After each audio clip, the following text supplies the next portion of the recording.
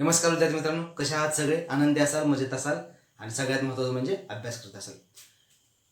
Physics 12वी आपण discuss करूया. मेकॅनिकल प्रॉपर्टीज ऑफ फ्लुइड हा आपला चॅप्टर चालू आहे. आजचं 13वं लेक्चर आहे. ह्याच्या अगोदरचे सर्व लेक्चर्स तुम्हाला प्लेलिस्टमध्ये सापडतील. प्लेलिस्टला नावच दिले आपण मेकॅनिकल प्रॉपर्टीज ऑफ फ्लुइड. तर ह्या मेकॅनिकल प्रॉपर्टीज ऑफ फ्लुइडमध्ये आज आपण सरफेस टेन्शनचा शेवटचा पॉईंट अभ्यासणार आहे. म्हणजे आजपर्यंत सरफेस टेन्शन संपतं आणि पुढं विस्कॉसिटी चालू होतं. बरोबर. आज सगळ्यात शेवटचं आर्टिकल जे आहे ते म्हणजे कॅपिलरी ॲक्शन. कॅपिलरी ॲक्शन समजून सांगताना एक एक्सपेरिमेंट आपण करूया. इथं समजा इथं बीकर घेतला मी आणि ह्या बीकरमध्ये कॅपिलरी ट्यूब जर इमर्स केली. कॅपिलरी ट्यूब म्हणजे माहिती आहे आपल्याला, एक छोटीशी ट्यूब असते की ज्याचा रेडियस हा अतिशय कमी असतो. साधारणपणे 5 mm to 0.5 mm अशा पद्धतीनं त्याचा रेडियस असतो. खूप नॅरो, म्हणजे उदाहरण सांगायचं झालं तर त्याच्यामधला जे बोर असते ते केसांच्या आकाराचे असते. मग समजा ह्या बीकरमध्ये लिक्विड घेतलं आणि लिक्विड घेतल्यानंतर त्याच्यामध्ये कॅपिलरी इमर्स केली, बुडवली, तर हे लिक्विड जे आहे ते वरती जातं आणि ह्या नॉर्मल हाईटपासून ते हाईट अचीव करतं. ह्या ॲक्शनलाच म्हणायचं कॅपिलरी ॲक्शन. बरोबर. आता आतमध्ये कुठलं लिक्विड आहे, जर मर्क्युरी टाकला तर हे जे वॉटर राईज आहे तो वॉटर राईज न होता वॉटर फॉल होतो किंवा लिक्विड फॉल होतं. सॉरी, लिक्विड राईज न होता लिक्विड फॉल होतो. मग ह्या ॲक्शनलाच म्हणायचं कॅपिलरी ॲक्शन. आता कॅपिलरी ॲक्शन का महत्त्वाचं आहे, तर आपल्याला माहिती आहे की समजा तुम्ही एक दिवा घेतला आणि त्या दिव्यामध्ये एक वात टाकली आपण आणि जेव्हा तेल भरतो आपण तेव्हा ते तेल हळूहळू ॲब्सॉर्ब करत करत वर जातं आणि संपूर्ण वात त्याची त्या ऑइलनं किंवा त्या लिक्विडनं पूर्णपणे त्याच्यामध्ये ओली होत असते ती. किंवा जुन्या काळामध्ये, आता काही ती परिस्थिती येत नाही, आता सगळं इलेक्ट्रिसिटीचं जाळं खूप पसरलेलं आहे, पण जुन्या काळामध्ये कंदील असायची. कंदिलामध्ये जे जाड कपड्यांची वात वापरायचो आपण आणि केरोसिन वापरायचं. केरोसिन हळूहळू वळायचं आणि अशा पद्धतीनं तो दिवा पेटी घ्यायचा. किंवा आपल्याला एक प्रश्न पडला असेल की एखाद्या झाडाच्या तळाला जमिनीमध्ये मुळाशी आपण जेव्हा पाणी टाकतो तेच पाणी त्या झाडाच्या टोकाला कसं काय बरं पोचतं. हे सर्व जे पोचतं हे कॅपिलरी ॲक्शनच्या कॅपिलॅरिटी ह्या फेनॉमेनॉननं पोचत असतं.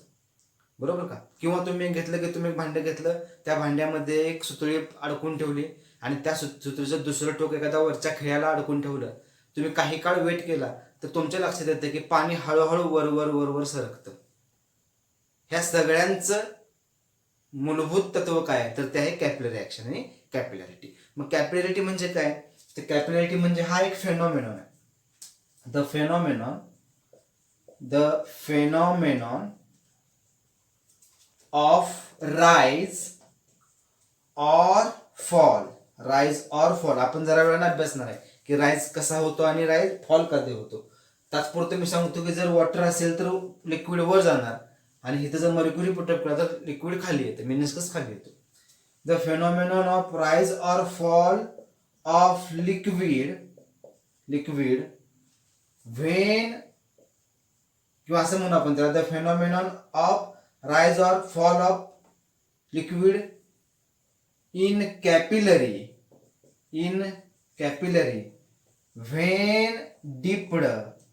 when dipped inside liquid. त्याच फेनॉमेनॉनला कॅपिलॅरिटी असं म्हणायचं. म्हणजे अर्थ काय कॅपिलॅरिटीचा, द फेनॉमेनॉन ही एक प्रक्रिया आहे. कुठली, राईज ऑर फॉलची, वर जाणं किंवा खाली जाणं, ऑफ ए लिक्विड, त्या लिक्विडचं. कधी, कुठं म्हणू आपण त्याला, इन कॅपिलरी ट्यूब म्हणा वाटलं तर इन कॅपिलरी म्हणा, in capillary when dipped inside liquid. म्हणजे तुम्ही जेव्हा एक कॅपिलरी एखाद्या लिक्विडमध्ये डिप करता तेव्हा ते लिक्विड एकतर वर जातं, राईज होतो किंवा फॉल होतो. त्याच प्रिन्सिपलला, त्याच तत्वाला, त्याच फेनॉमेनॉनला, त्याच प्रक्रियेला कॅपिलॅरिटी असं म्हणायचं. बरोबर. चला आता काय करूया आपण, आता ह्या कॅपिलॅरिटीचं त्याच्यामधलं जे काही बारकावे आहे त्याच्यामधलं मॅथमॅटिकल फॉर्म्युले आणि थेरॉटिकल फॉर्म्युला आपण आता डिस्कस करूया. हो, तुम्हाला समजत असेल, समजलं नसेल तर मला कमेंट करा काय समजत नाही. कॅपिलरी फॉल आणि कॅपिलरी राईज. आता मी काय करतो, मी एक बीकर काढतो आणि ह्या बीकरमध्ये आपण पहिल्यांदा मर्क्युरी पुटअप करूया, मर्क्युरी टाकू, कारण मर्क्युरी असेल तरच कॅपिलरीचा फॉल होतो. मग आता इथं ह्याच्यामध्ये एक कॅपिलरी ट्यूब बुडवली, डीप केली. कॅपिलरी ट्यूब कशी असते? कॅपिलरी ट्यूबचा रेडियस डायमीटर हा अगदी केसांच्या साईजचा असतो, इतकं नॅरो असतो.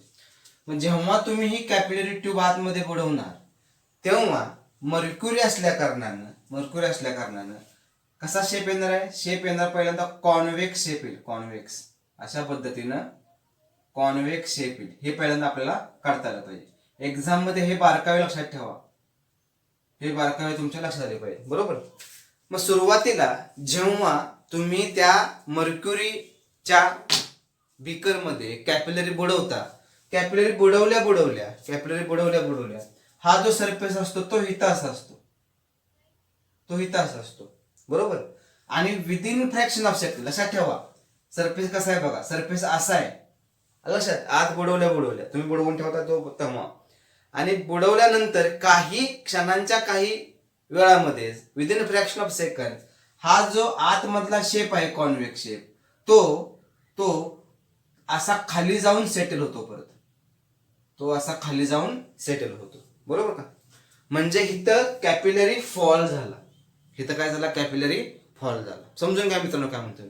तो कुठं होता? तो इथंच होता, परंतु काही अवधीमध्येच तो थोडा खाली गेला.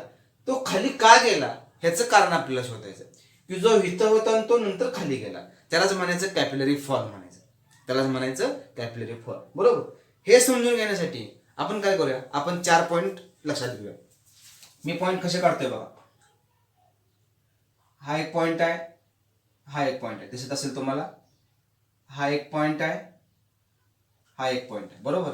ह्या पॉइंटला नाव देऊया ए, ह्याला नाव देऊया बी, ह्याला नाव देऊया सी आणि ह्याला नाव देऊया डी. असे 4 पॉइंट मी घेतले. 4 पॉइंट काढताना मी असं केलं की ह्या दोघांची हाईट सारखी हॉरिझॉन्टल लेवल सारखी काढायची, हाईट म्हणण्यापेक्षा, आणि ह्या दोघांची हॉरिझॉन्टल लेवल सारखी काढायची. म्हणजे ए आणि सी हॉरिझॉन्टल लेवल सारखे आहे आणि डी आणि बी हॉरिझॉन्टल लेवल सारखे आहे, बरोबर.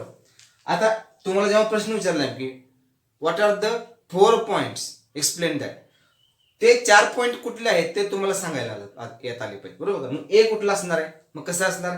ए is the point above convex surface inside capillary tube.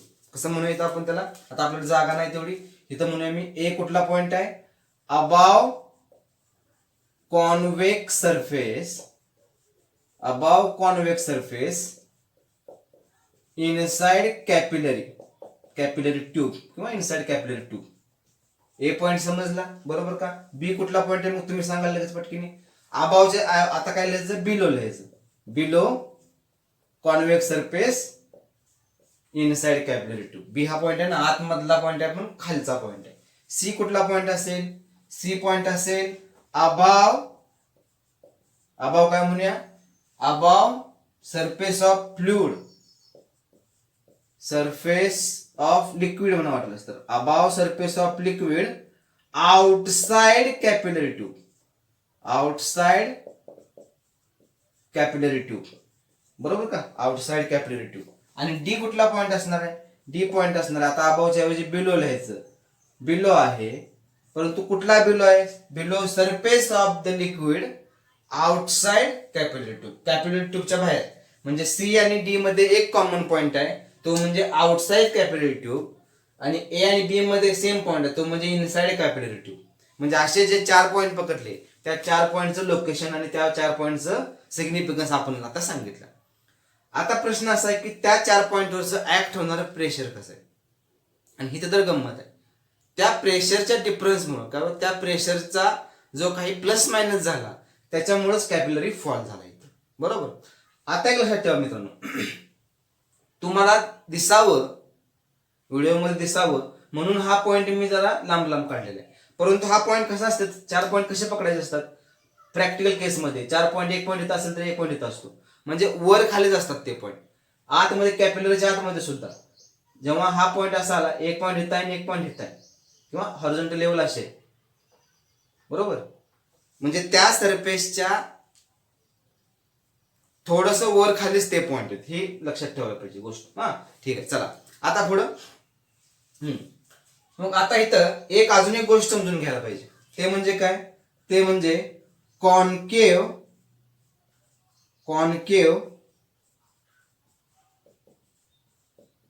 साईडचं pressure हे कॉन्वेक्स साईडच्या प्रेशर पेक्षा जास्त असते, हे लक्षात ठेवा. प्रेशर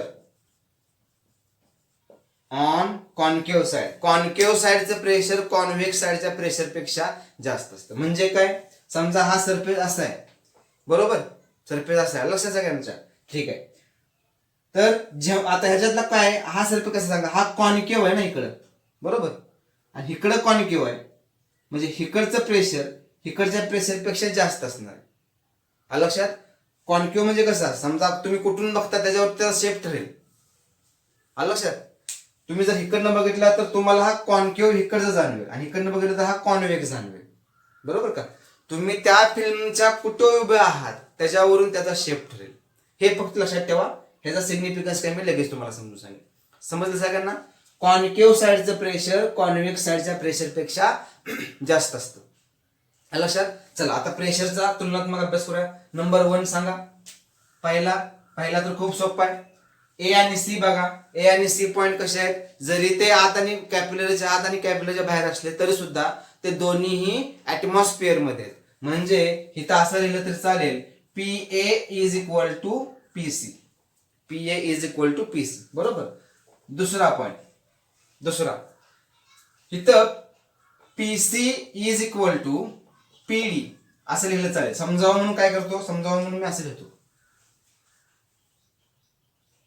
असं लिहिलं तर मुलांना लवकर समजत नाही. आता मी जे लिहितो तसं लिहिलं तर ते अगदी समजतं. PD is equal to PC. Deliberately मी असं लिहिले, PD is equal to PC. बघा आता इथं बघा, ह्या ठिकाणी PD is equal to PC हे का, तर मी मगाशी काय सांगितलंय, की C आणि D हे बाहेरच्या मोठ्या सरफेसवरती आहेत, परंतु एक पॉइंट आहे थोडासा वर सरफेसच्या आणि दुसरा पॉइंट आहे थोडासा खाली.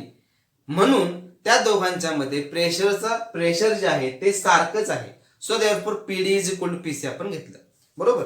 आता तिसरा पॉइंट घेताना मला PA आणि PB ह्या दोघांच्या मधलं रिलेशन शोधायचं आहे. बघा बरं, PA कुठे आहे, PA आतमध्ये आहे, PB आतमध्येच आहे. फक्त PA जरा वर आहे, म्हणजे PA इन एअर आहे आणि PB हा लिक्विड मधला पॉइंट आहे. समजतंय, PA आणि PB. आता हे PA आणि PB मधलं रिलेशन काय, तर त्यासाठी मी इथं लिहून ठेवलं की pressure on concave side is always greater than convex side. Concave साइडचं प्रेशर हे कॉन्वेक्स साइडच्या प्रेशर तुलनेत काय असतं, नेहमी जास्त असतं. वॉटरच्या बाबतीत प्रेशर डिफरन्स पाठीमागच्या जे लाप्लास मेम्ब्रेनचं इक्वेशन झालं त्याच्यामध्ये कदाचित मी सांगितलं असेल किंवा विसरलो असेल सांगायला, पण लक्षात ठेवा की कॉन्केव साइडचं प्रेशर हे कॉन्वेक्स साइडच्या प्रेशर पेक्षा नेहमी जास्त असतं. पण आपण मर्क्युरीच्या बाबतीत म्हणताना म्हणतोय कॉन्वेक्स मिनिस्कस आहे. हा मिनिस्कस कुठला आहे, कॉन्वेक्स आहे, बाहेरच्या बाजूला वळलाय. परंतु तेच मी सांगतो आता, तुम्ही जर ए वरून त्या सरफेसला बघितलं, ए वरून ह्याला जाणवणार कॉन्केव दिसणार, ए वरून दिसणार कॉन्केव, म्हणजे असा ना, हो का, बरोबर का. सॉरी, ए मधून नाही, तुम्ही बी पासून बघताय, बी पासून तुम्हाला काय दिसेल, बी पासून दिसेल हा कॉन्केव दिसेल, बरोबर का. आणि ए पासून काय दिसणार, हा सरफेस दिसणार कॉन्वेक्स दिसणार, बरोबर का. तुम्ही कुठे उभे आहात त्या तुमच्या जागेवरून त्या मिनिस्कसचा शेप डिपेंड आहे. आपण कोण आहे, आपण ए पण नाही बी पण नाही, मी ए पण नाही बी पण नाही. जेव्हा मी बाहेरून बघणार तेव्हा मी ह्याला डोळे बंद करून कॉन्वेक्सच म्हणणार, बरोबर का. पण जेव्हा ए आणि बी चा विचार करतो आपण, तेव्हा बी ला वाटतो concave surface, concave meniscus, concave shape म्हणा वाटलेस तर, आणि ए ला वाटतो कॉन्वेक्स वाटतो, बरोबर का. हे रिलेटिव्ह आहे, त्या ठिकाणच्या जागेवरून, ठिकाण जागा एकच, त्या ठिकाणावरून त्या मिनिस्कसचा शेप कसा आहे तो डिसाइड होईल, बरोबर. म्हणजे रिलेटिव्ह आहे सगळे. ए म्हणेल की तो कॉन्वेक्स आहे, बी म्हणेल की तो कॉन्केव आहे, बरोबर का. मग आता ए आणि बी च्या दोघांच्या विचारांना आपण चालूया. मग इथं काय असतं, इथं एक गोष्ट ठेवायची, pressure on concave side is always greater than pressure on convex side. म्हणजे कुठलं प्रेशर जास्त येणार? कॉन्केव्ह कुठला आहे? कॉन्केव्ह आतमधला आहे, म्हणजे B P A is less than P B आला, कारण कॉन्केव्ह कुठला आहे? पी बी हा कॉन्केव्ह आहे. आलं सगळ्यांच्या डाऊट का आतापर्यंत? डाऊट नसतील. चला पुढे जाऊ आपण आता. हे सगळं झाल्यानंतर आता आपण काय करूया? चौथी स्टेप असे करू, चौथी स्टेप अशी करूया की चौथ्या स्टेप मध्ये आपण तुलना करू. बरोबर बघा. आता इक्वेशन 1 आणि 2 प्रमाणे सांगा. इक्वेशन म्हणून तर मी तसं लिहिले, फ्रॉम इक्वेशन 1 अँड 2. इक्वेशन 1 आणि 2 प्रमाणे काय आलं?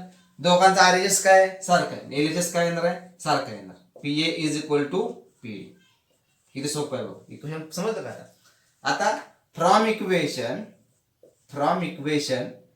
3 अँड 4, 3 आणि 4 प्रमाणे काय? जर P A less than P B आला तर पी ए म्हणजे कोण आहे मित्रांनो? पी ए म्हणजे पी डी आहे ना, म्हणजे काय येणार आहे? पी डी लेस दॅन पी बी आला. पी डी लेस दॅन पी बी आला. हे इक्वेशन मला 5वे इक्वेशन मिळालं. बरोबर. आता मित्रांनो इथे एक गोष्ट लक्षात ठेवा. पी बी बी आणि डी चा पॉइंटचा विचार केल्यानंतर कुठलं प्रेशर जास्त आलं? पी बी जास्त आलं का पी डी जास्त आलं? तर पी बी जास्त आलं. बरोबर. सुरुवातीला जेव्हा मी कॅपिलरी आतमध्ये बुडवली होती मर्क्युरीच्या बाबतीत, मर्क्युरीच्या वेळेला, तेव्हा मी काय सांगितलं मगाशी? तो मेनिस्कस इथं होता आणि विदिन फ्रॅक्शन ऑफ सेकंड तो खाली सरकला. आता हा खाली का सरकला? खाली सरकला कारण की ह्या 2 पॉइंटवरचा प्रेशर डिफरन्स आला तिथं.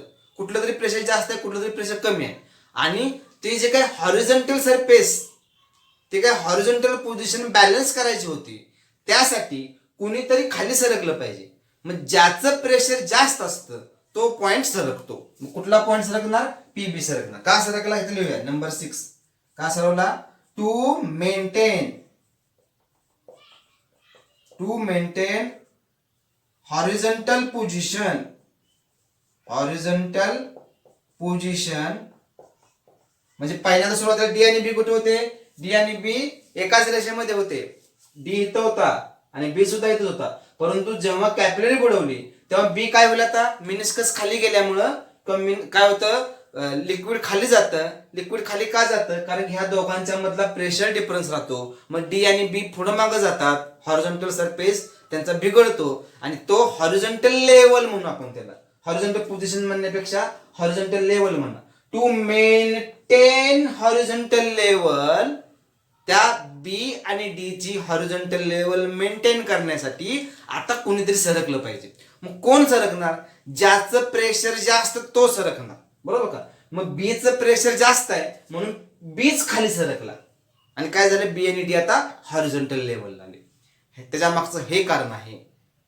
का बी हा पॉइंट खाली सरकतो? मिनिस्कस खाली का आला किंवा कॅपिलरी फॉल का झाला? त्याच्या मागचं कारण हे P B is always greater than P D. ज्याचं प्रेशर जास्त लिक्विडच्या सरफेसचं, तो लिक्विडचा सरफेस काय होणार? स्वतःला सरकून घेणार. तुम्हाला द्यायचं आहे, तुम्ही देणार का घेणार? जर तुमच्याकडे असेल तर तुम्ही देणार. बरोबर का? आणि तुमच्याकडे काय नसेल तर तुम्ही घेणार. म्हणजे ज्याच्याकडे जास्त असतं तो देतो. इथं बीचं प्रेशर जास्त आहे म्हणून बीला सरकायला पाहिजे टू मेंटेन हॉरिझॉन्टल लेवल. आला सगळ्यांच्या? समजतंय? अशा पद्धतीनं अतिशय चांगल्या पद्धतीने समजून सांगतोय मी. जर तुम्हाला काही अडचण वाटत असेल तर 100% मला विचारा. I am always ready. समजतंय? चला मग काय करा? लिहून घ्या. व्हिडिओ पॉज करा, लिहून घ्या. अतिशय सोपं आहे, ह्याच्यामध्ये काही अवघड नाही. वाटलंच तर हे काढू नका साईडचं. आणि सरफेस बाहेरून बघताना तो कॉन्व्हेक्सच वाटतोय. परत अडचण नको, गफलत नको. परंतु ए आणि बी चा जर विचार केला तर ए आणि बी चा विचार करताना एकाला तो कॉन्व्हेक्स जाणवतो, एकाला तो कॉन्केव्ह जाणवतो. आणि काय लक्षात ठेवायचं? कॉन्केव्ह साईडचं प्रेशर कायम काय असतं? कॉन्व्हेक्स पेक्षा मोठं असतं. समजतंय? आला सगळ्यांच्या? ठीक आहे. चला आता हे वाक्य मला लागणार आहे. हे लिहिलं का? व्हिडिओ पॉज करा आणि लिहून घ्या सगळं. आता हे काय तुम्ही लिहू नका, हे मला लागणार आहे म्हणून मी लिहितो. कॉन्केव्ह साईडचं प्रेशर कॉन्व्हेक्स पेक्षा जास्त असतं. समजतंय? आलं सगळ्यांच्या? ठीक आहे. चला आता आपल्याला कॅपिलरी राईज बघायचं आहे. आता मला ही जागा पाहिजे म्हणून मी एवढंच पुसतो. हे एबीसीडी चे पॉइंट आता त्यांचं सिग्निफिकन्स काय बदलणार नाही. म्हणजे मी आता ही डायग्राम आहे तशी काढणार आहे. पण आता काय होतंय? आतमधलं जे फ्लुइड आहे लिक्विड आहे ते लिक्विड बदलल्यानंतर त्या मिनिस्कसचा शेप बदलतो, कॉन्व्हेक्स ऐवजी कॉन्केव्ह होतो आणि आता कॅपिलरी फॉल झाला, आता कॅपिलरी राईज होणार. बरोबर. डायग्राम मात्र तीच. डायग्राम समजून घेण्यासाठी आता परत तीच डायग्राम पाहू, काय अडचण नाही ह्याच्यामध्ये.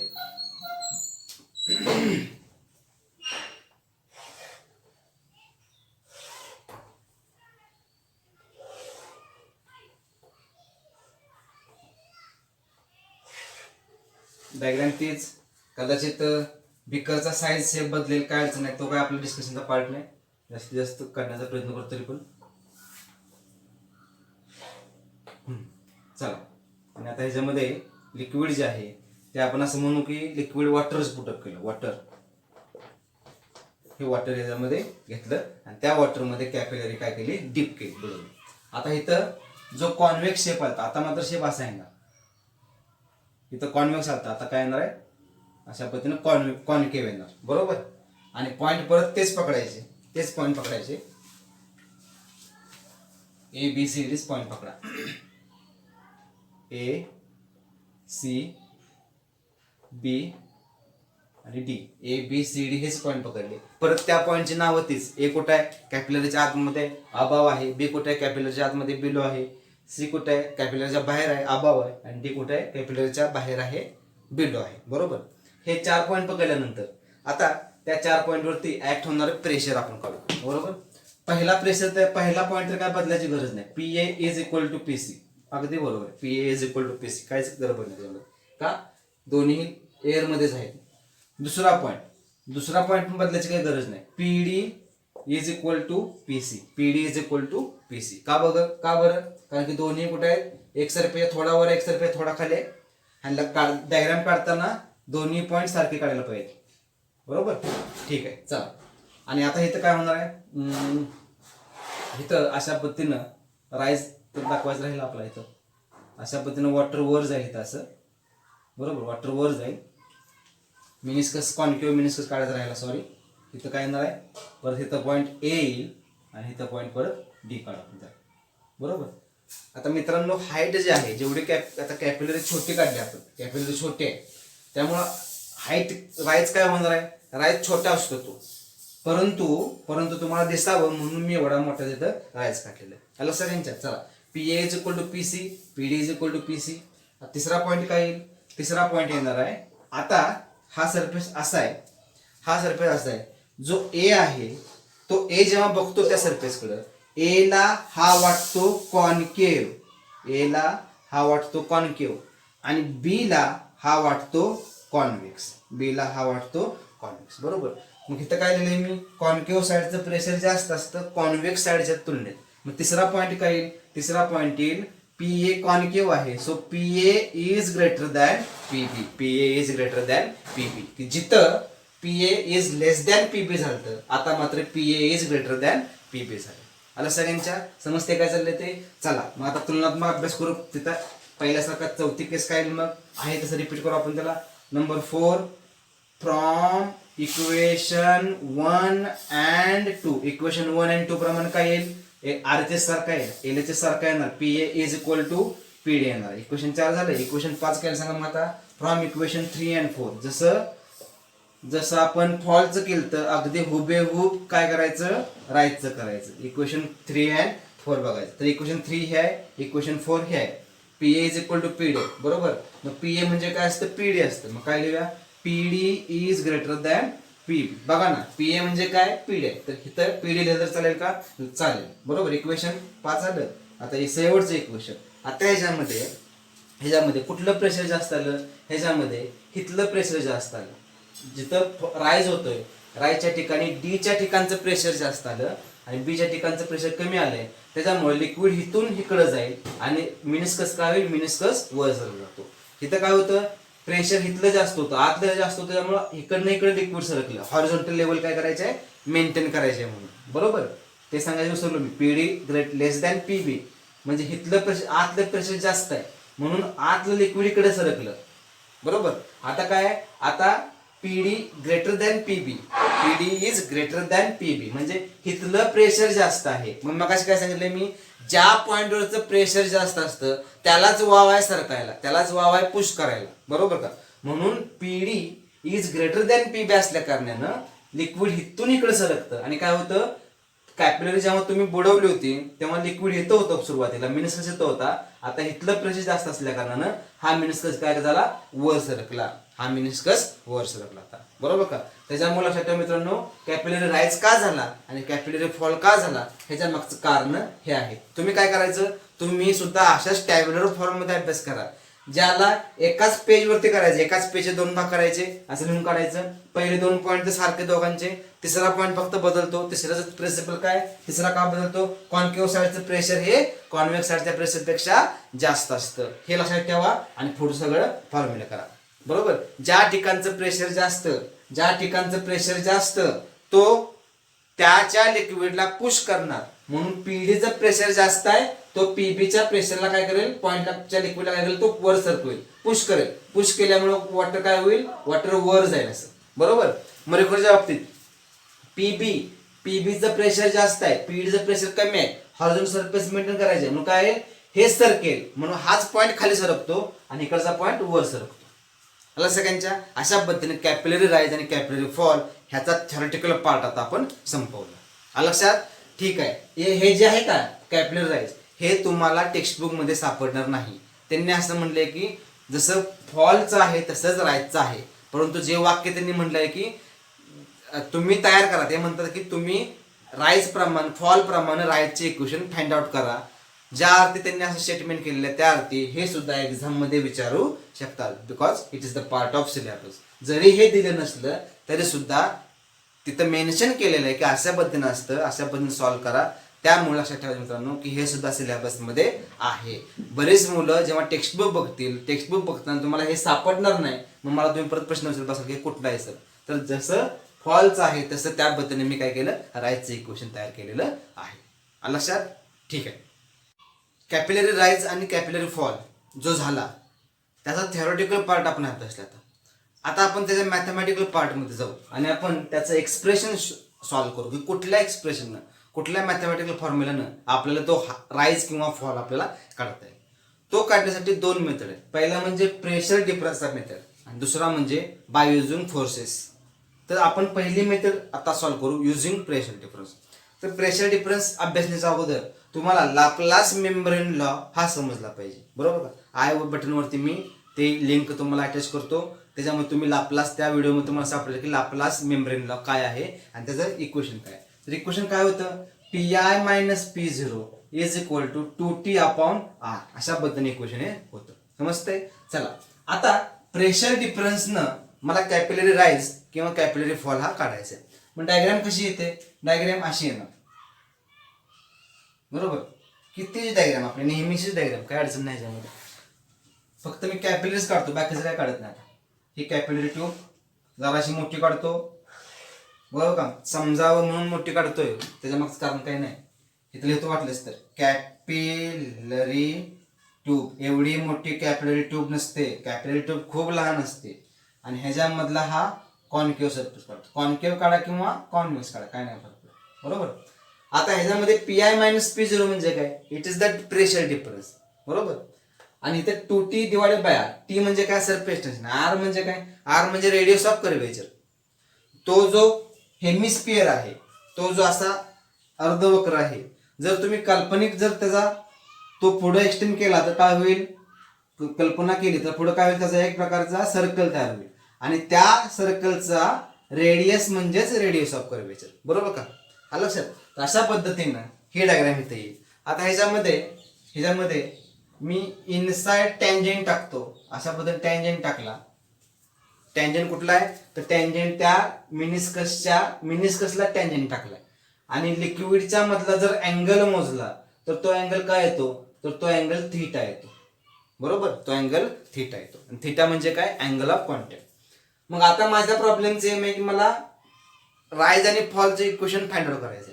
तत्पूर्वी मी हे Laplace Laplace law of spherical मेम्ब्रेनचे इक्वेशन मी पकडलं. आता ह्याच्यामधल्या सगळ्या गोष्टी मला माहित आहेत. प्रेशर डिफरन्स माहित असतो. किती असतो प्रेशर डिफरन्स, प्रेशर डिफरन्स असतो Pi minus P0 is equal to H rho G. H rho G असणार आहे. H म्हणजे हाईट. तो इथं होता ना वॉटर, आता बाहेर बीकर आहे मोठाच्या मोठा, असा अशी केस आहे वास्तविक, अशी केस आहे, मिनिस्कस इथं आहे आणि आत सॉरी इथं बाहेरचा मिनिस्कस आहे आणि कॅपिलरी बुडवली, वॉटर आतमध्ये गेला अशा पद्धतीनं ह्या मिनिस्कस पासून ते ह्या सरफेस पर्यंत डिस्टन्स काय असतं तर ते असतं एच असतं, म्हणजे हा एच पकडला. रो म्हणजे काय असतं, rho is the density of that fluid, त्या फ्लुइडची डेन्सिटी, आणि जी म्हणजे काय असतं ऍक्सलरेशन ड्यू टू ग्रॅव्हिटी. बरोबर, ठीक आहे. मग अशा पद्धतीनं पीआय मायनस पी झिरो मला सापडले, एच रो जी मला मिळालं. सरफेस टेन्शन टी तर आहे, वॉटरचं surface tension, liquid surface tension माहित असते. आता हा आर कसा काढायचा, आर काढण्यासाठी आपण काय करूया, ही डायग्राम आपल्याला विचारात घेता येईल. बरोबर, लक्षात ठेवायचं मित्रांनो, आर म्हणजे काय, तर आर म्हणजे काय, जर तो हेमिस्फिअर आहे, मी आत्ताच दाखवलं तर हेमिस्फिअर आहे, जर कल्पना केली आणि त्याला जर एक्सटेंड करायचं म्हणलं तर ह्या हेमिस्फिअरचा एक सर्कल तयार होईल आणि त्या सर्कलचाच रेडियस म्हणजे कॅपिटल आर येईल. बरोबर का, तो कॅपिटल आर कसा येणार इथं, आता इथं अशा इथं येईल बघा, तो इथं येईल असा. So this is the radius of curvature, this is the radius of curvature. आणि ह्या आर ची व्हॅल्यू मला माहित नाही, ती आर ची व्हॅल्यू आता आपण काढूया. बरोबर, आता मित्रांनो जेव्हा मी असं काढलं तेव्हा हे काय असणार आहे सांगा भाऊ, हे डिस्टन्स काय असणार, कल्पना करा, चला विचार करा काय असेल ते. हा आर, तो जो ड्रॉप मी एक्सटेंड केला तर त्या गोलाचा रेडियस म्हणजे आर असतो, आणि हा स्मॉल आर काय आहे, तर तो स्मॉल आर आहे, तो म्हणजे त्या कॅपिलरीचा रेडियस. लक्षात, आणि हा एक अँगल तयार होईल इथं. माझ्या प्रॉब्लेमचं एम आहे की मला आर काढायचंय. बरोबर, हा इथला 90 डिग्री आहे, 90 आहे. बरोबर, हा 90 असेल तर हा आर त्या ट्रायंगलचा हायपोटेन्यूस झाला. मग जर मला ह्या अँगलची किंमत माहित झाली तर मला साइन किंवा कॉस वापरता येईल. मग प्रश्न असा की एक साइन किंवा कॉस आलाय. बरोबर, बारकाईने लक्षात आहे. इथं मी आता डायग्राम काढतो, एक मोठी हीच डायग्राम परत मोठी काढूया. अशा पद्धतीने डायग्राम आली, ही टेक्स्ट बुक मध्ये दिलेलं नाही, हे अशा पद्धतीनं ही डायग्राम इथं येणार आहे. बरोबर, हा आला आर, हा आला कॅपिटल आर, आणि माझ्या प्रॉब्लेमचं मी हा 90 असतो. बरोबर का, जर हा अँगल समजला मला तर तुम्हाला एक हा हायपोटेनियस आहे. बरोबर का, हायपोटेनियस आहे. तुम्हाला काय आर माहित आहे का, तुम्हाला आर माहित नाही, तो काढणं अवघड आहे, कारण की तो इमॅजिन स्पिअर काढायचा कसा, ड्रॉ कसा करायचा तुम्हाला आर माहित नाही, पण तुम्हाला हा स्मॉल आर मात्र माहित आहे. स्मॉल आर काढता येतो. बरोबर का, ट्रॅव्हलिंग मायक्रोस्कोप नावाचं इक्विपमेंट असतं, त्या ट्रॅव्हलिंग मायक्रोस्कोपच्या इक्विपमेंटनं त्या छोट्यातली छोटी रेडियस सुद्धा काढता येते. समजतंय, मला वाटतं की आता ह्या नवीन सिलेबस मध्ये सुद्धा हा एक्सपेरिमेंट असेल तर तुम्हाला हा एक्सपेरिमेंट करायचा आहे. सरफेस टेन्शन काढायचं किंवा रेडियस ऑफ दॅट बोर काढायचा किंवा हाईट काढायची एच. बरोबर, मग ट्रॅव्हलिंग मायक्रोस्कोपनं हा आर काढता येतो, पण स्मॉल आर काढता येतो. परत स्पेसिफिक मी काय म्हणतोय, ट्रॅव्हलिंग मायक्रोस्कोप हे असं इक्विपमेंट आहे की त्या इक्विपमेंटनं स्मॉल आर काढता येईल, परंतु कॅपिटल आर काढता येत नाही आपल्याला, कारण तो स्पेअर काढायचा कसा इमॅजिनरी. बरोबर, मग काय करूया, मॅथमॅटिक्स मदत येईल आपल्या. मग इथं मी काय सांगितलं, आत ही डायग्राम इथं काढली मी, हा झूम केली डायग्राम, मोठी केली डायग्राम, एनलार्ज केली डायग्राम. हा, मग हा जर 90 असेल आणि हा हायपोटेनियस आहे, म्हणजे हा अँगल तिथं साइन किंवा कॉस मला वापरता येईल. बरोबर, मग पहिल्यांदा मला ह्याची किंमत कळली पाहिजे, आणि जर हा आर असेल तर डेफिनेटली कॉस वापरायचा, कारण ह्या अँगलच्या शेजारचे आहे, म्हणजे इथे डेफिनेटली काय वापरता येईल आपल्याला, कॉस थिटा वापरता येईल किंवा कॉस वापरता येईल. परंतु पहिला प्रश्न असा की हा अँगल किती, तो अँगल मला शोधायचा आहे. बरोबर का, हे टेक्स्ट मध्ये दिलेलं नाही. मग चला पहिल्यांदा ह्या अँगलची किंमत आपण काढूया. बघा, आता हा थीटा आहे. बरोबर, आणि हा अँगल किती असतो, हा 90 असतो. किती असतो, 90 असतो. बरोबर, मग हा 90 असेल तर हा आतला किती, समजा ह्याला नाव देऊया एक्स आणि ह्याला नाव देऊया वाय. बरोबर, समजतंय. मग आता पहिल्यांदा एक्स ची किंमत काढता येईल आपल्याला. एक्स, थीटा आणि 90 हे एकाच रेषेवरचे 3 कोन आहेत, म्हणजे त्यांची बेरीज किती असणार आहे, X plus 90 plus theta is equal to 180 असेल. हे सांगण्याची काही गरज नाही. थीटा पण तुम्हाला माहित आहे ना, थीटा ॲक्युट आहे का ऑब्ट्यूस आहे. आता वॉटरची केस घेतली आपण, म्हणजे ॲक्युट अँगल तो. हा, X plus 90 plus theta is equal to 180 मिळालं. आला सगळ्यांच्या. चला आता एक्स किती येईल मिळेल, मग एक्स इज इक्वल टू बघा 180 हे तिकडे नेऊ, मायनस 90 मायनस थीटा, म्हणजे एक्स किती मिळाला मला, 90 मायनस थीटा मिळाला. बरोबर, हा अँगल किती मिळाला, 90 मायनस थीटा मिळाला, 90 मायनस थीटा. आता प्रॉब्लेमचा मेक मला वाय काढायचा आहे.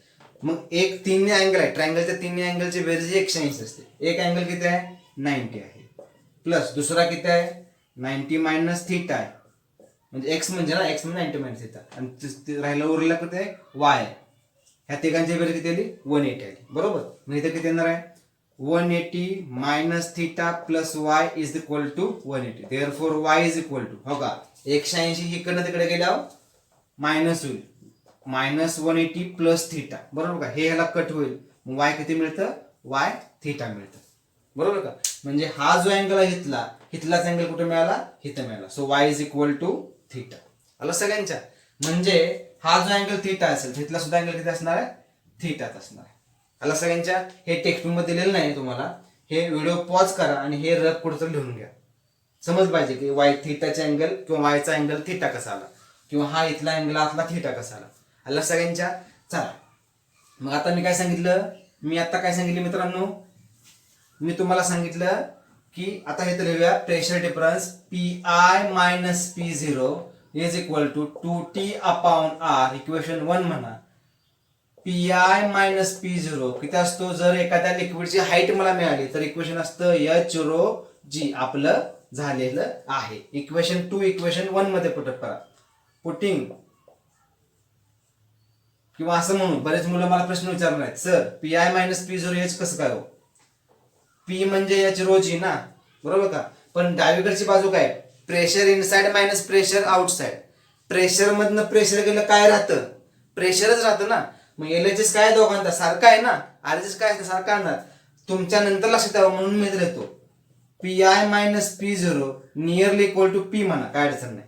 बरोबर, म्हणजे इथं काय ना देअरफॉर काय आलं, फ्रॉम इक्वेशन 1 अँड 2 काय मिळेल मला इथं, H rho G is equal to 2T divided by R मला मिळेल, 2T अपॉन R मिळेल. आलं सगळ्यांच्या, समजते काय चाललंय ते.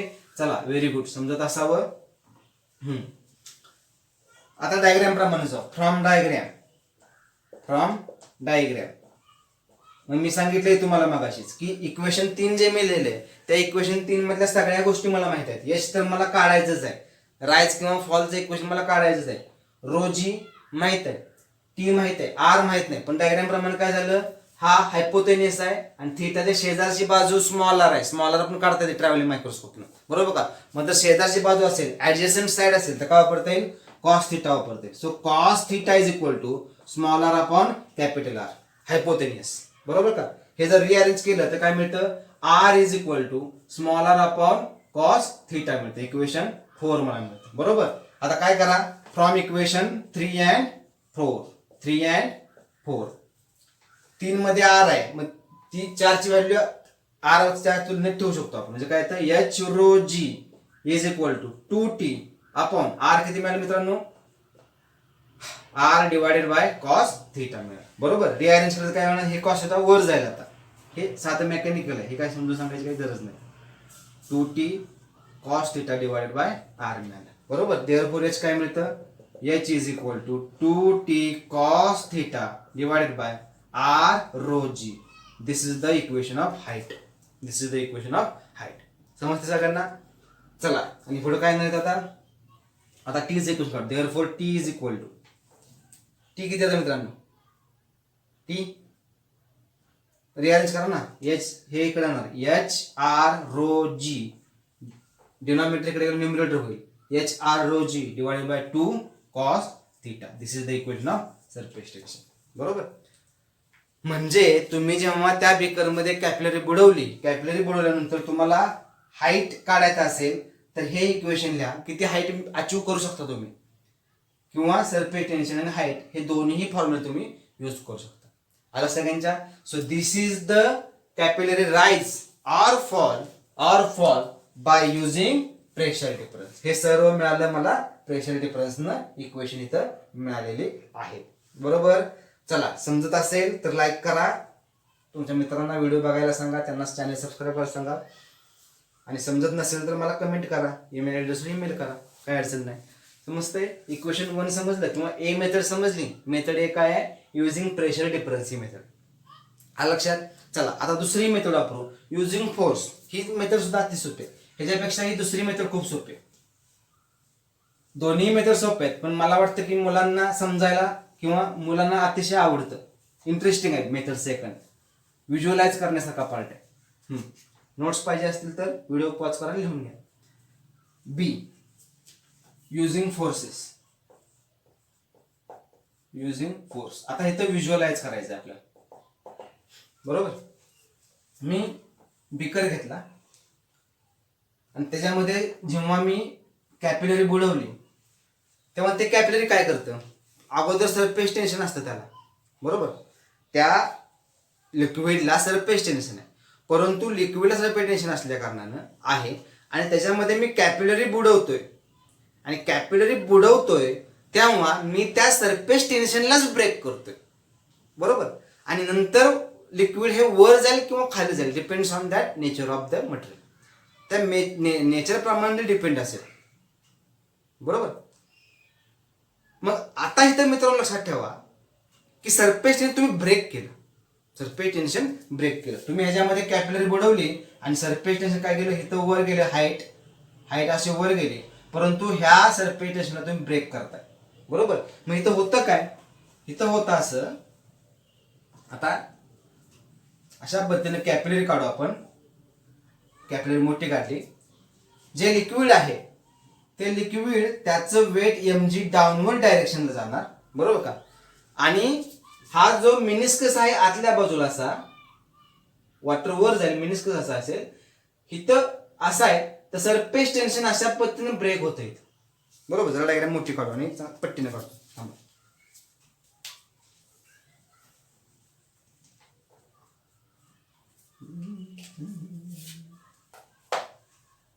अशा पद्धतीने कॅपिलरी ट्यूब काढली मी इथं. बरोबर. जरा मोठी कॅपिलरी काढतो समजावं म्हणून. आतमध्ये असा मिनिस्कस आहे. बरोबर. तुम्ही कॅपिलरी बुडवल्यामुळे सरफेस टेन्शन ब्रेक करताय, पण सरफेस टेन्शन कसं आहे, सरफेस टेन्शन असं आलं आता. बरोबर. ह्या बाजूला एक आणि ह्या बाजूला. सरफेस टेन्शन ब्रेक केलं. ह्या लिक्विडचं वेट mg आहे, डाऊनवर्ड डायरेक्शनला ऍक्ट होते. आणि जेव्हा सरफेस टेन्शन इम्बॅलन्स झालं, तर काय होतं, सरफेस टेन्शन दोन कंपाऊंड येतात. एक असतो कॉस आणि दुसरा असतो साइन. जो व्हर्टिकल कंपोनंट असतो तो असतो टी कॉस थिटा आणि जो हॉरिझॉन्टल असतो तो असतो टी साइन थिटा. बरोबर. इथं व्हर्टिकल असणार टी कॉस थिटा आणि हॉरिझॉन्टल असणार T sine theta. T sine theta. बरोबर. किती सोपं आहे बघा. mg काय, mg वेट आहे. आता हे समजून सांगण्यासाठी मी एक तुम्हाला असं दाखवतो. समजा कल्पना करा की हा एक गोलाकार आहे. आता गोल सध्या गोल येत आहे बघा आपल्याला. हा एक गोल सरफेस आहे, ही कॅपिलरी आहे. बरोबर. साइन थिटा कसा असणार, गोल आहे पूर्ण बरं का, गोल आहे. साइन थिटा कसा असणार, साइन थिटा असा असणार. टोपण म्हणजे आरो त्याचा. बघा साइन थिटा असा असणार. बरोबर. असा असेल किंवा असा असेल किंवा असा असेल किंवा असा असेल आणि भरपूर साइन थिटा असे असणार. हा sine theta, T sine theta, T sine theta, T sine theta, T sine theta, T sine theta, T sine theta. म्हणजे प्रत्येक टी साइन थिटाला त्याला कोणतरी अपोजिट बाजूचा टी साइन थिटा असेल. बरोबर. आणि हा टी साइन थिटा काय करतो, ह्याच्या उलट्या बाजूला टी साइन थिटाला कॅन्सल करतो. बरोबर. बरेच वेळा मुलं म्हणतात की सर साइन गेला कुठं, साइन कुठे गेला, तर साइन हा हॉरिझॉन्टल कंपोनंट आहे मित्रांनो.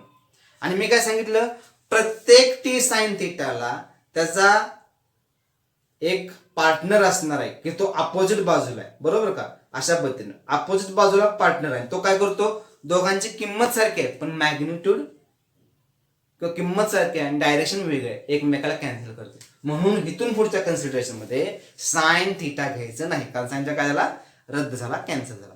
पण आता कॉस थिटा आहे ना प्रत्येक ठिकाणी. हा कॉस थिटा वरती असता, हा कॉस थिटा, हा कॉस थिटा, त्यानंतर हा कॉस थिटा, हा कॉस थिटा. म्हणजे काय होईल, टी कॉस थिटा संपूर्णपणे भरून जाईल. व्ह्यू कसा होईल, असा होईल ना व्ह्यू काहीतरी. T cos theta, T cos theta, T cos theta, T cos theta, T cos theta. आणि अशा पद्धतीने टी कॉस थिटा असणारच आहे जर व्हर्टिकल बघितलं तर आपण. बरोबर. म्हणजे टी कॉस थिटा आहेत आणि साइन थिटा निघून गेले, ही गोष्ट समजली पाहिजे. मग बॅलन्सिंग कसं आलं इथं, कसं बॅलन्स करणार तुम्ही, एक क्वेश्चन आहे. बॅलन्स कसं करणार, T cos theta is balanced by mg. Is balanced by mg. इथं सुद्धा mg असणार आहे खाली, बरोबर का. mgचा फोर्स काय एकच आहे मित्रांनो, पण टी कॉस्ट आहेत किती, किती आहेत टी कॉस्ट, असंख्य आहेत. इथं एक आहे, इथं एक आहे, इथं एक आहे, इथं एक आहे, म्हणजे टी कॉस्ट आहेत किती, किती आहेत, असंख्य म्हणण्यापेक्षा टी कॉस्ट आहेत त्या सर्कलच्या बरोबर सरकम्फरन्स प्रमाणे. जेवढा सरकम्फरन्स तेवढा टी कॉस थिटा. पटलं का सगळ्यांना, पटलं सगळ्यांना. आता मी इथं किती दाखवतोय, मी इथं 2 दाखवतोय, हा एक आहे आणि हा एक आहे. समजा स्केल घेतलं तर हा एक आहे, 3 आहेत माझ्याकडे, 3 आहेत, बरोबर का. असे किती येणार दाटीवाटीने बसून, किती येणार आहेत, सरकम्फरन्स एवढे आले, बरोबर. म्हणजे इथं टी कॉस थिटाला तुम्ही 2πr न मल्टिप्लाय केलं पाहिजे, पहिलं काम केलं पाहिजे. समजतंय. चला, व्हेरी गुड. आता मला राईज किंवा फॉल काढायचा आहे, परंतु मित्रांनो ह्याच्यामध्ये हा इथं असं वॉटर इथं होतं, इथं होता बीकर तो किंवा जार म्हणून आपण त्याला, काय म्हणा, वेसल म्हणा. इथून लिक्विड वर गेलं आणि ही जी असते ही असते त्याची हाईट, बरोबर का. आणि ह्या मित्रांनो ह्या इक्वेशन मध्ये हाईटच कुठं नाही, बरोबर. मग माहित काय काय आपल्याला, टी माहित आहे, कॉस थिटा माहित आहे, पाय माहित आहे, आर माहित आहे, जी माहित आहे, एम माहित नाही, कारण लिक्विडचं मास आपण कधी घेत नाही, लिक्विडची आपण डेन्सिटी घेतो. मग डेन्सिटी किती असतं, density is equal to mass upon volume, mass upon volume, बरोबर, is equal to mass upon volume. किती असणार आहे, जर हा कॅपिलरी जे आहे त्या कॅपिलरचा एरिया ए असेल, ह्याचा एरिया ए आहे, हा एरिया मल्टिप्लाय बाय हाईट काय असते मित्रांनो, एरिया मल्टिप्लाय बाय हाईट काय, व्हॉल्यूमच ना. आपण वारंवार अभ्यासल्या टॉपिक मध्ये, area into height that is volume. समजतंय. Therefore m is equal to rho A H मला मिळालं, रो ए एच, बरोबर. m रो काय माहित आहे, वॉटरच आहे, वॉटर डेन्सिटी माहित आहे आपल्याला. एच काय, तुम्ही हाईट मोजणार ना ट्रॅव्हलिंग मायक्रोस्कोपनं, परत आर किंवा हाईट ट्रॅव्हलिंग मायक्रोस्कोपनं मोजायची. कारण मी काय सांगितले, हाईट काय खूप वर जात नसते, थोडीशी जात असते हाईटवर. नेकेड आयनं ते स्केलचा वापर करून जमत नाही, ट्रॅव्हलिंग मायक्रोस्कोप वापरायचं. कसं वापरायचं तुम्हाला लॅबमध्ये समजेल. आत्ता पुरते एवढं लक्षात ठेवा की ट्रॅव्हलिंग मायक्रोस्कोप हे एक प्रकारचं इक्विपमेंट आहे, ते खूप छोट्या डिस्टन्स मोजण्यासाठी आपण वापरतो. चला असू दे. एरिया माहिती आहे का नाही माहिती, पण एरिया कोणाचा घ्यायचा, मग एरिया घ्यायचा सर्कलचा, कारण हा सर्कल आहे, सर्कलचा area pi R square. R तुम्हाला रेडियस ऑफ कॅपिटल काढता येईल ट्रॅव्हलिंग मायक्रोस्कोपनं परत. मग आता हे इक्वेशन 1 मिळालं, हे इक्वेशन 2 मिळालं. Putting equation 2 in 1, equation 2 equation 1 मध्ये ठेवा. काय मिळतं मग, T cos theta 2πr is equal to m किती मिळाला, row pi R square H G, अशा पद्धतीने रो मिळाला. समजतंय. चला मग पहिल्यांदा एच काढूया का टी काढूया, तुम्हाला पाहिजे ते काढा. मग अशी आपण एच आणि टी काढले, मग अशी एच अगोदर काढलं, मग एच अगोदर काढू. Therefore H is equal, R H S मध्ये एच आहे ते तसंच ठेवा, उरलेलं सगळं मटेरियल इकडे आणा असतो. काय त्यानं T cos theta 2πr divided by rho pi R square G, rho pi R square G. समजतंय. चला ह्या पायला काय होईल, हा पाय कॅन्सल होईल, ह्या 2 आर पैकी 1 आर काय कॅन्सल होईल, राहतं काय मग H is equal to 2t cos theta divided by rho R G, rho R G. Equation number 3 म्हणून आपण त्याला. आता जरा वेळ मग मेथड ए मधलं एच बघा, तेच इक्वेशन आहे.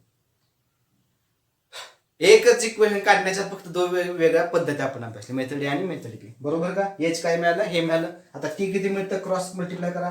T is equal to H rho G R divided by 2 cos theta.